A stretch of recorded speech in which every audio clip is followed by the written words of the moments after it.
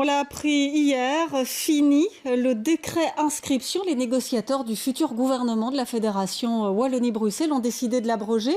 Retour sur une véritable saga qui a débuté en 2007 et qu'a vécu depuis le début la directrice de l'Institut Saint-André que nous avons rencontrée.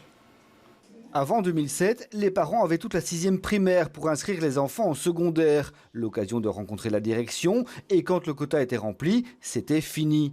Injuste selon certains, Marie Arena impose donc le jour unique d'inscription. C'est le début des files et d'encore plus d'injustice. Il y avait des parents très organisés qui avaient prévu un étudiant pour les remplacer à certains moments, qu'il y a aussi des parents qui ont la possibilité de ne pas travailler et de rester 2 jours dans une file, ce qui n'est pas le cas de tout le monde. Donc bien sûr, ça crée une discrimination sociale.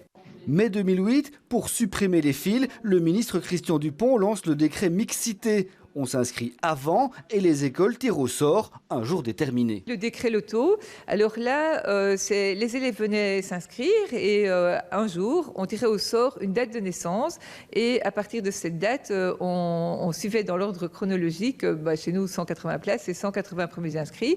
Et puis, par exemple, à partir d'octobre, il n'y avait plus de place puisqu'on n'avait pas eu la bonne date lors du tirage.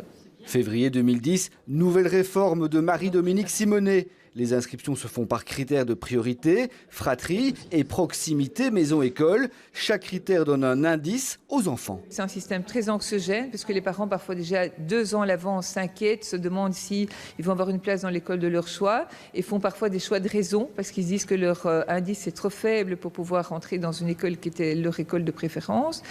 Il y a aussi le fait que les enfants doivent attendre parfois très longtemps avant d'avoir la réponse.